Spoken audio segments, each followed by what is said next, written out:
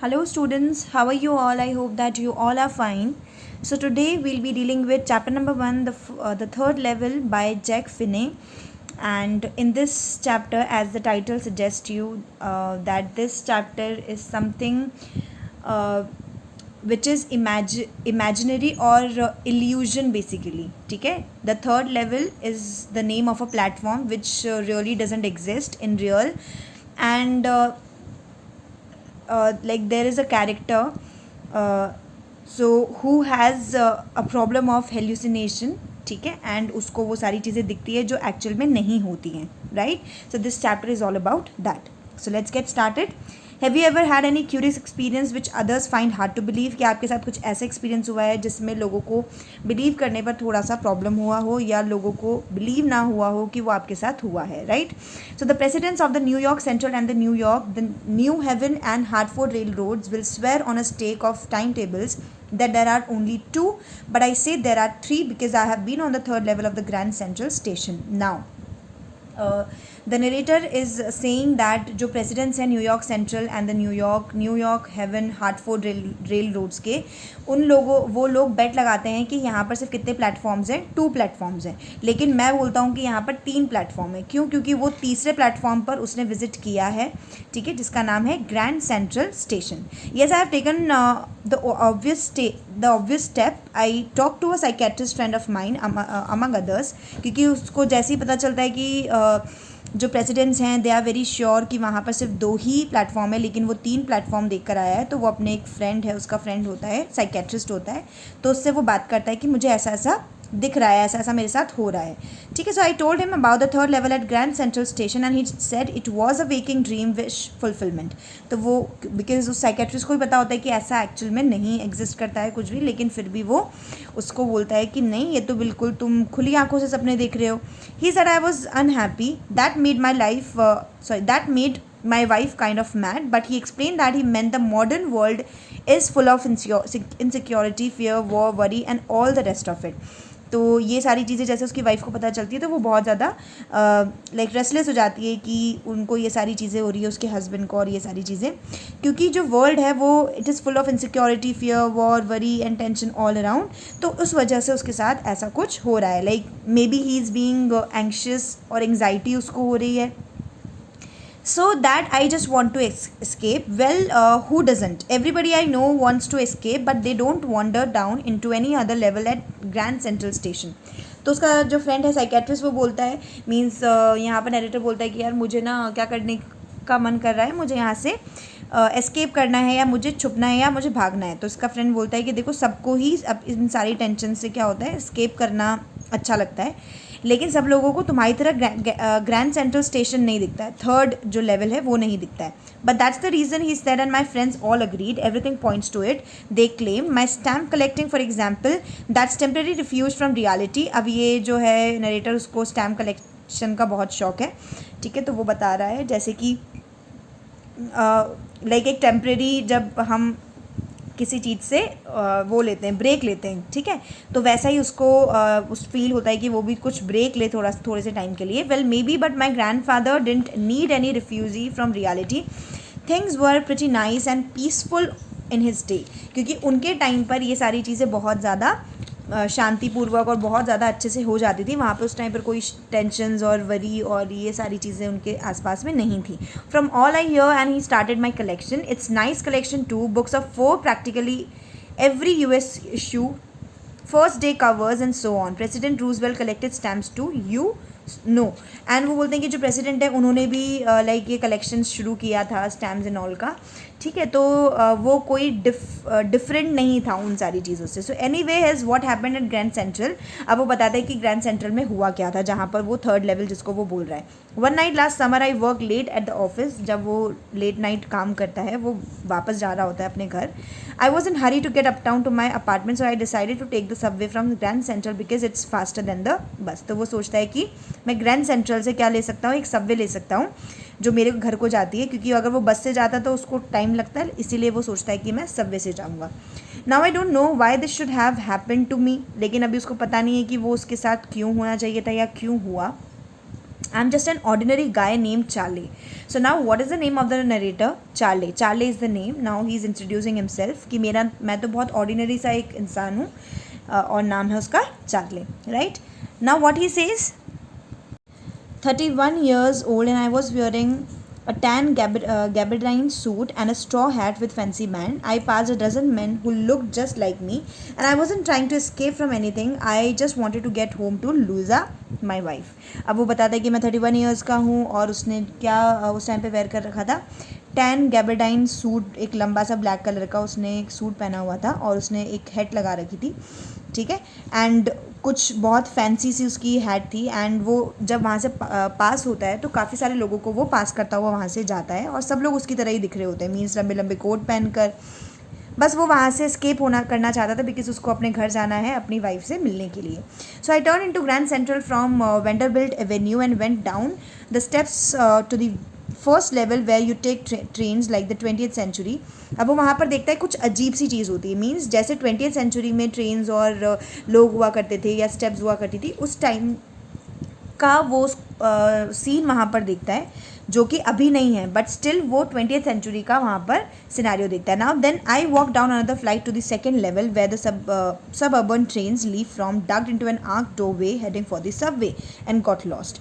And फिर वो नीचे जाता है जहाँ पर like another flight to the second level तक जहाँ पर वो पहुँचता है। एंड फिर वहाँ पर जो सब अर्बन ट्रेन्स होती है वो वहाँ पर निकलती है, ठीक है, आगे जाने के लिए। तो वो सोचता है कि ये तो बहुत अजीब सा ही उसको थोड़ा सा फील आता है और उसको बहुत अजीब सा लगता है कि ये कैसे हो सकता है।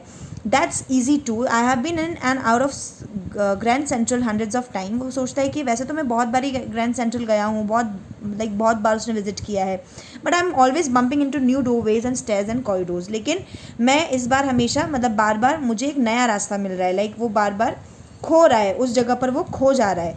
Once I got into a tunnel about a mile long and came out in the lobby of Roosevelt Hotel. एक बार वो गुम जाता है वहाँ से, ठीक है, और वो कहाँ लास्ट में जाके पहुँचता है, रूजवेल्ट होटल में। Another time I came up in an office building on 46th street 3 blocks away. और फिर वो उस टाइम एक बार वो गुम जाता है वहाँ पर और वो 3 माइल आगे तक पहुंच जाता है। Sometimes I think grand central is growing like a tree. तो उसको कभी लगता है कि जो ग्रैंड सेंट्रल है वो दिन पर दिन कितना ज़्यादा डेवलप हो रहा है, कितना ज़्यादा वो बनता जा रहा है, right. Then pushing out new corridors and staircase like roots. और वो इतने सारे वहाँ पर कॉरिडोर्स हैं, इतने सारे स्टेयरकेसेस मीन्स स्टेयर्स हैं, तो वो दिन पर दिन बढ़ती जा रही है। तो वो थोड़ा सा चौंक जाता है कि इसका जो डेवलपमेंट है वो कितना जल्दी हो रहा है, ठीक है। Now what he says that there's probably a long tunnel that nobody knows about feeling its way under the city right now on its way to Times Square and maybe another to Central Park। तो वो बोलता है कि शायद हो सकता है कि यहाँ पर कोई एक लंबा सा टनल बना हो जो लोगों को नहीं पता है, ठीक है, जो लाइक सिटी के अंदर जाता है and on its way to Times Square, और उसके रास्ते में Times Square and maybe another Central Park वो हो। And maybe because for so many people through the years Grand Central has been an exit a way of escape. Maybe that's how the tunnel I got into, but I never told my psychiatrist friend about that idea। तो वो बोलता है लेकिन इतने time से 3 साल से उस काफ़ी सालों से ग्रैंड सेंट्रल ही उसका एग्जिट बन रहा है, बिकॉज वो उसको लगता है कि एक तरीके का एस्केप है उसकी लाइफ में, और ये बात उसने अपने साइकेट्रिस्ट फ्रेंड को नहीं बताई। Now the corridor I was in began angling left and slanting downward and I thought that was wrong. अब जो कॉरिडोर जहाँ पर वो था, ठीक है, वो थोड़ा सा वो कुछ एंगल था, टर्न था एंड स्लैंट वे में था, वो नीचे की तरफ ऐसे जा रहा था, स्टीप वे था वो। And I thought that was wrong. तो उसको लगता है कि ये कुछ गलत जा रहा है, सही रास्ता नहीं है, but I kept on walking, लेकिन वो चलता रहता है। All I could hear was the empty sound of my own footstep and didn't pass a soul. और वो वहाँ पर क्या फील करता है कि उसको सिर्फ उसी के पैरों की आवाज़ आ रही होती है, बिकॉज वहाँ पर कोई नहीं होता उसके अलावा, ठीक है। तो वो बहुत ज़्यादा अजीब सा फील करता है। Then I heard that sort of hollow roar ahead that means open space and people talking। But एकदम से जब वो थोड़ा आगे जाता है तब वो देखता है कि एक कोई खाली सी जगह है एंड वहाँ से लोगों की चिल्लाने की या बात करने की आवाज़ आ रही है, ठीक है।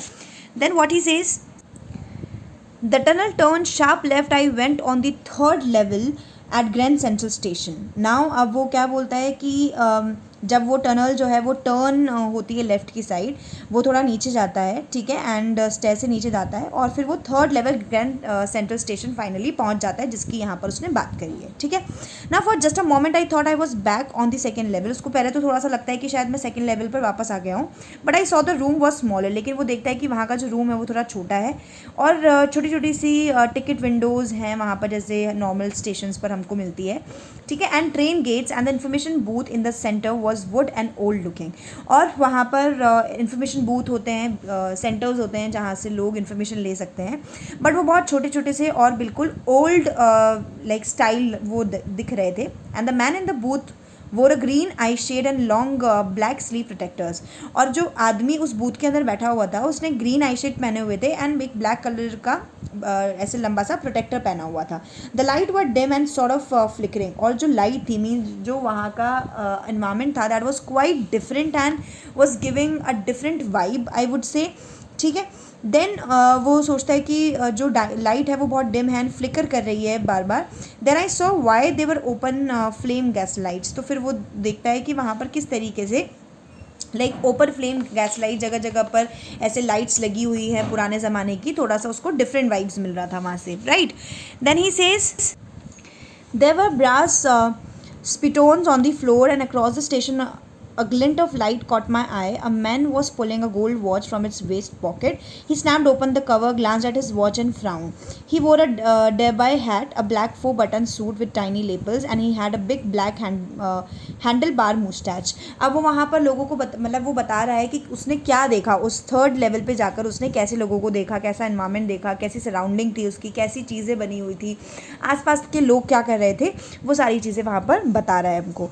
Then he says that then I looked around and saw that everyone in the station was dressed like 80-90 something. and वो बोलता है कि जो स्टेशन था वो कुछ पुराना सा लग रहा था, लाइक 80-90s के टाइम का लग रहा था लोगों का, लाइक जो ड्रेसअप था एंड जो वहाँ का माहौल था वो बिल्कुल उसको पुराने ज़माने का लग रहा था. I never saw many beards, side Burns and fancy moustaches in my life.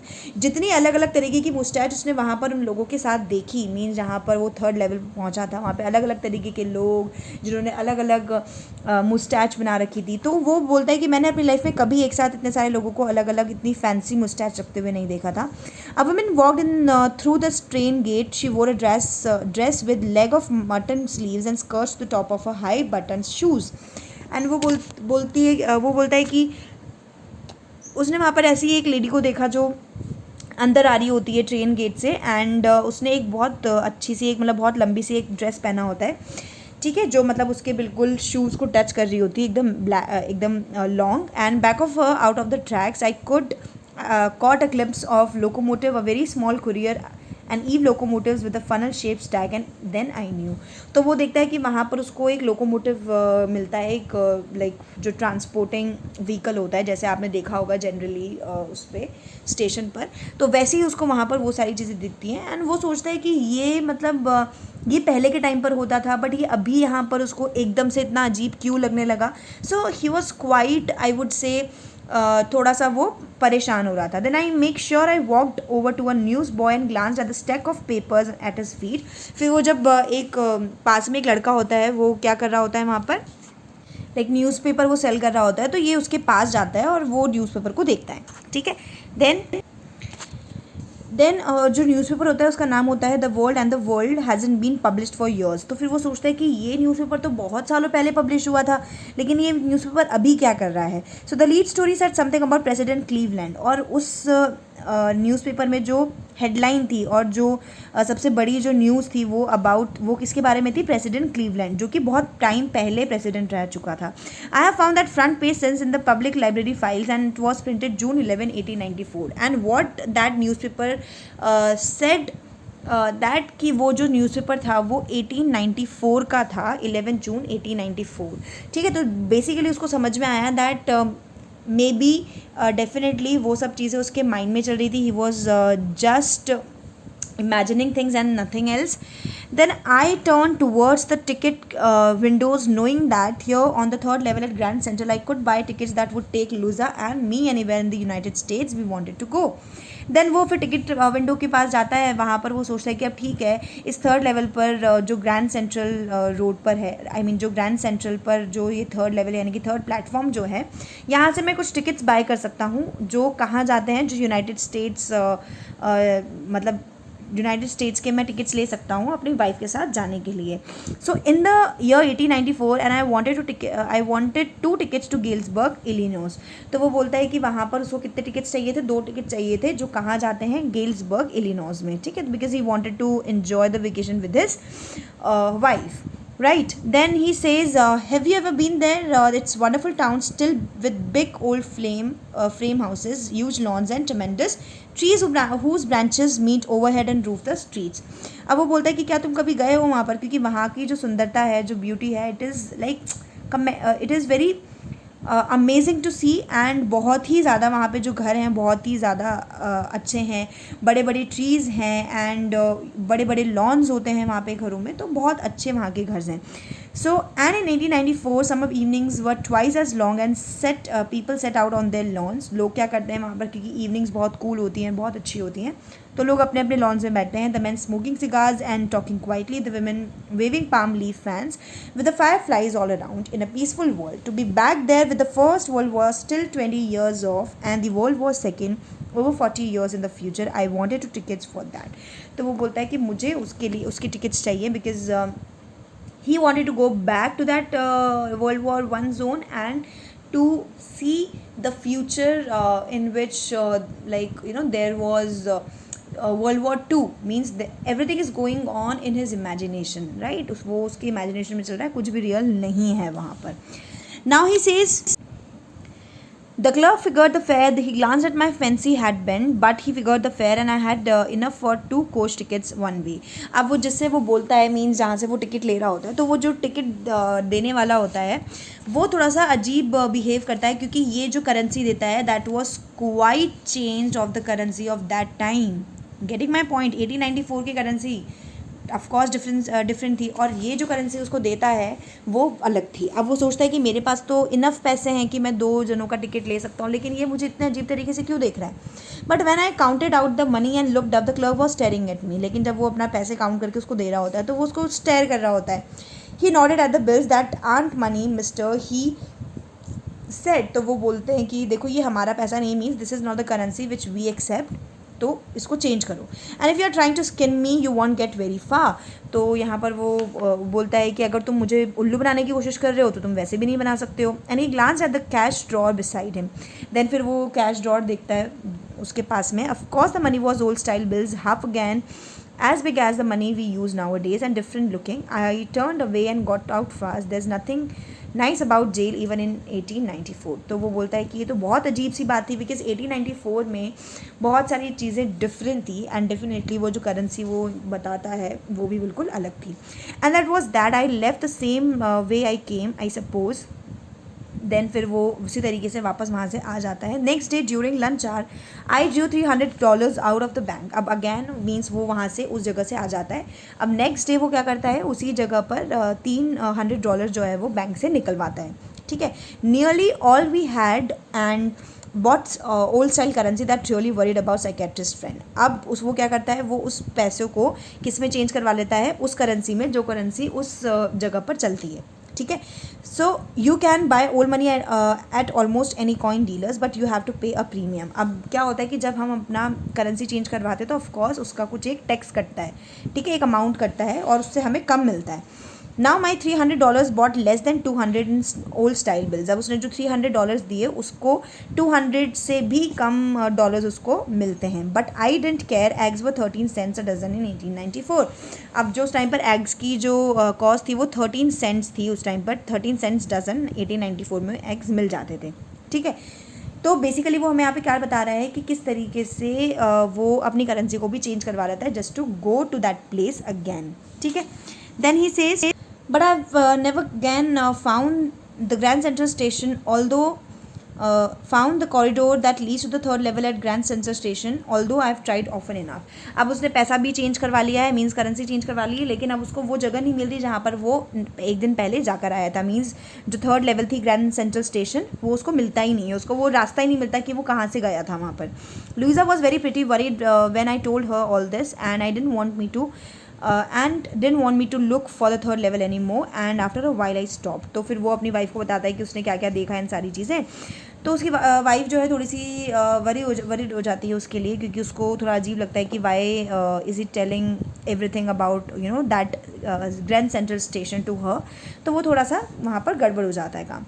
Then I went back to that STEM, but now we are both looking every weekend because now we have proof that the third level is still there.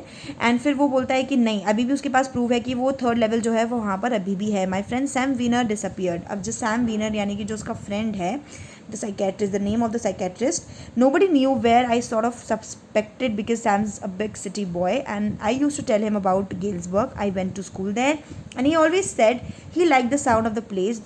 And that's what he is. All right in 1894. तो ही says कि उसका जो friend है वो उसको उसके बारे में वो बताया करता था अबाउट दिस गेल्सबर्ग, जहाँ के वो टिकट्स लेने की कोशिश करता है उस टाइम पर. तो वो उसके बारे में उसको बताया करता था. And because one night fussing with my stamp collection I found well do you know what a first day cover is. तो वो मतलब जब ये बात कर रहे होते हैं about stamp collection and all, तो वो बात करते हैं कि जो well do you know what a first day cover is, कि फर्स्ट डे कवर क्या होता है तुम्हें पता है. When a new stamp is issued, stamp collectors buy some and use them to mail envelopes to themselves on the very first day of sale. इसका मतलब क्या होता है कि जब कोई भी स्टैम्प कलेक्टर एक नया स्टैम्प कलेक्ट करता है, एक नया स्टैम्प जब इश्यू होता है, जब वो कलेक्ट करता है, जब वो बाय करता है, तो उसको क्या करना पड़ता है, उसको एक मेल एनवेलप को इशू मतलब एक मेल एनवेलप को यूज़ करना होता है और उसको मेल करना होता है पहले ही दिन अपने आप को ही मेल करना पड़ता है. राइट. तो ठीक है. And the postmark proves the date. और फिर वो जो पोस्ट मार्क मीन्स जो वो मेल देखता है वो डेट प्रूव कर देती है. The envelope is called a first day cover, और उस एनवेलप के ऊपर लिखा होता है first day cover. They are never open, वो कभी भी नहीं खुलाता है. And you just have to blank paper in the envelope. बस वो उसमें क्या रखते थे, एक ब्लैंक पेपर रखते थे उस एनवेलप के ऊपर. That night among my oldest first day covers I found one that should have been there. और उसको वो वाला मेल मिल जाता है जो वहाँ पर होना नहीं चाहिए था, लेकिन फिर भी उसको मिल जाता है. But there was it. And it was there because someone had mailed it to my grandfather at his home in Galesburg. और वो कोई उसके ग्रैंडफादर को लाइक मेल करता है गेल्सबर्ग में. And that's what the address on the envelope said. और वहाँ पर उस एड्रेस में क्या लिखा होता है, उस एनवेलप के ऊपर एड्रेस लिखा होता है. क्या लिखा होता है, and it had been there since July 1894. The postmark showed that. और वो कब से वहाँ पे पड़ा था, 18 जुलाई 1894 से. Yet I didn't remember it at all. The stamp was a 6 cent dull brown. जो स्टैम्प था वो 6 cent का था उस टाइम पर, डल ब्राउन कलर का, with the picture of President Garfield president जिस टाइम पर था उस टाइम का वो स्टैम्प था. Naturally when the envelope came in granted in the mail, it went right into his collection and stayed there till I took it out and opened it. The paper inside wasn't blank, it read. अब पहले तो वो बोलते थे कि नहीं इसके अंदर क्या होना चाहिए, लाइक उसके अंदर एक खाली पेपर होना चाहिए, लेकिन वो खाली पेपर नहीं था, उसके अंदर कुछ लिखा हुआ था. क्या लिखा हुआ था, दैट एड्रेस लिखा होता है साइड में. फिर वहाँ पर लाइक चार्ले को यहाँ पर एड्रेस करते हुए, I got to wishing that you were right, कि तुम सही थे. Then I got to believing you were right, and definitely मैं बिलीव कर रहा हूँ कि तुम सही थे. Charley it's true, I found the third level, कि मुझे थर्ड लेवल मिल गई है. I have been here 2 weeks and right now down the street at the Dalys someone is playing a piano and they're all out on the front porch singing seeing Nellie home. कि मुझे 2 week हो गए हैं यहाँ पर, और like he could see someone is playing piano, और आवाज़ उसका आसपास में लोग मिल रहे हैं और उसको लाइक आवाज़ें आ रही हैं उस जगह से. And I am invited over for laminate, come on back Charlie and Luisa, कि तुम लोग जल्दी से आ जाओ. Keep looking till you find the third level, it's worth it's believe me. कि डेफिनेटली कि तुम्हें जब ये थर्ड लेवल मिल जाएगी तो तुम डेफिनेटली यहाँ पर आना. Like I will be waiting for you to you. एंड जो उसकी वाइफ है लुइजा, उसको एड्रेस करते हुए वो लिखा जाता है. और ये जो नोट होता है वो कौन साइन करता है, वो सैम साइन करता है. Now who is Sam? Sam is the friend of Charley का फ्रेंड है सैम, साइकेट्रिस्ट जो है. At the stamp and coin store I go to, I found out that Sam bought $800 worth of old style currency. तो Sam उसको वो उसको क्या पता चलता है कि सैम ने $800 उसने क्या करे हैं, करेंसी चेंज कर रही है पुराने वाले स्टाइल में. That ought to set him up in a nice little hay feed and grain business. He always said that what's he really wished he could do and he certainly can't go back to his old business. तो वो बोलता है कि वापस से वो उस business में तो नहीं जा सकता जो वो पहले किया करता था. Not in Galesburg Illinois in 1894 his old business Wiseman was my psychiatrist. ना वो बोलता है कि ये कितना अजीब सी बात है कि वो मेरा साइकेट्रिस्ट क्यों है, क्योंकि उसको ज़रूरत है साइकेट्रिस्ट की. तो because he's playing games and whatever was there, so he was all because of that psychiatrist friend. ठीक है, so this is how the story ends. Okay students, I hope that you all understood this chapter, and now I would suggest you to go through this chapter once so that you'll be clear about the story and the characters of the story. Okay students, so till the next video, keep learning and thank you so much.